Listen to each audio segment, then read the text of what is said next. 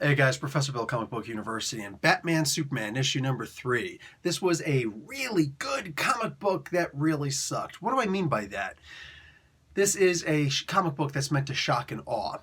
And with all the cool things that come with the whole shock and awe, unfortunately, all the same tropes that follow, making it kind of like, also follows.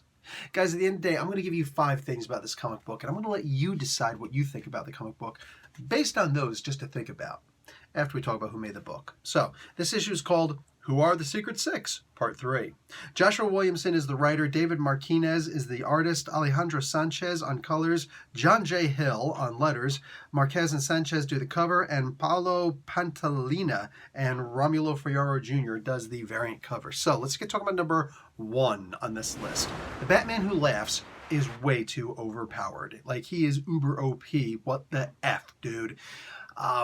Sometimes it's fun, like his conversation, and I'm just talking about the character in general, not just in this issue alone. Batman Who Laughs in general, he's gone up against Lex Luthor where it's like he's captured, but he's like, I can leave anytime I want, but I want you to let me leave, otherwise I'm going to do bad things to you. It's like, dude, wait, what? At some point, I don't know whether to believe him or not, which is a good thing, because that's always keeping you guessing.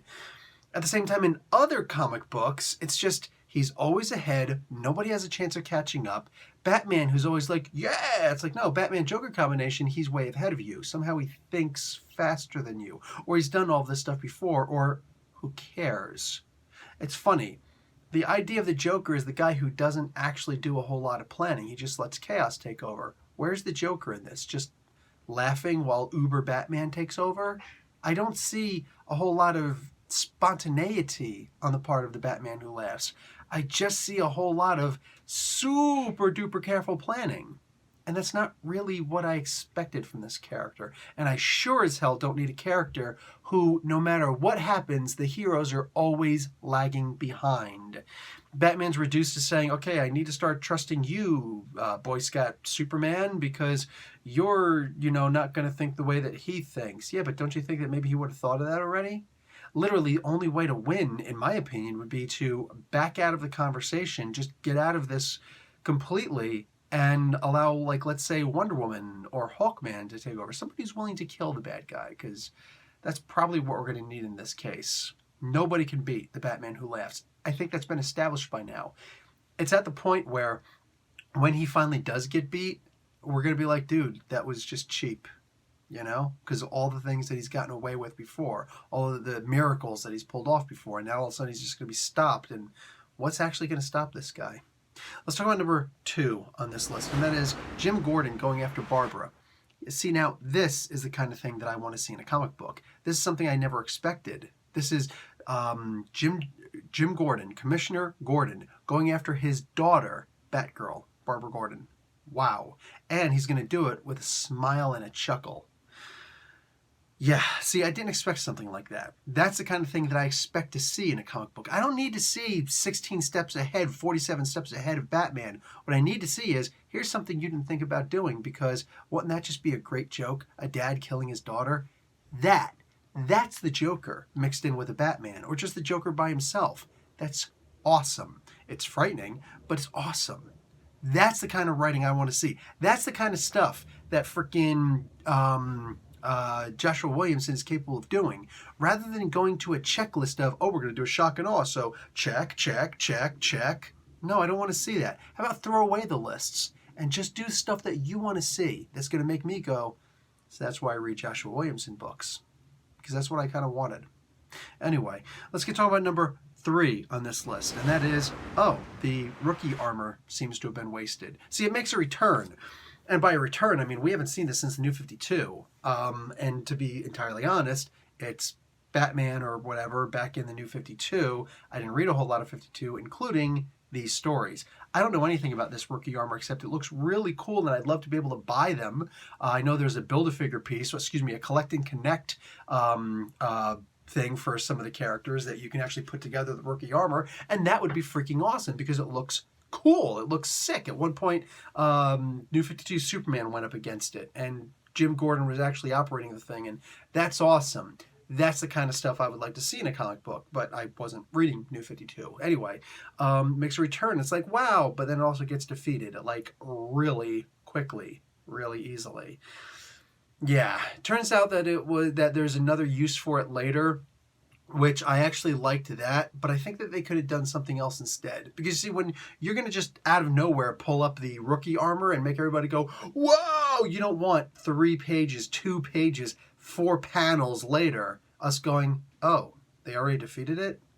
See, that's one of the problems with a shock and awe comic book. They're all about, oh, you haven't seen this before. Look, here's this again. And they just throw something at you and you're like, oh, wow. But you hugely disappoint us and let us down in a major way when all of a sudden we go, oh, that was it? You brought it back just for that?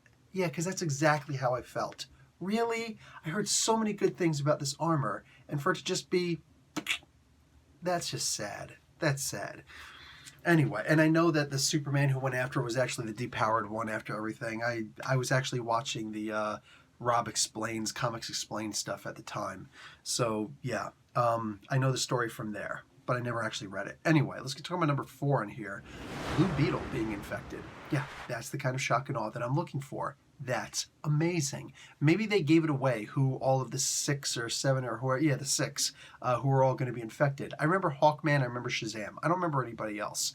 And I'm glad for that because when all of a sudden Blue Beetle showed up, I'm just like, holy crap, no, you did not go there. That's the kind of stuff I'm talking about. That was freaking awesome. And we finally get to see some Jamie Reyes whooping a lot of booty.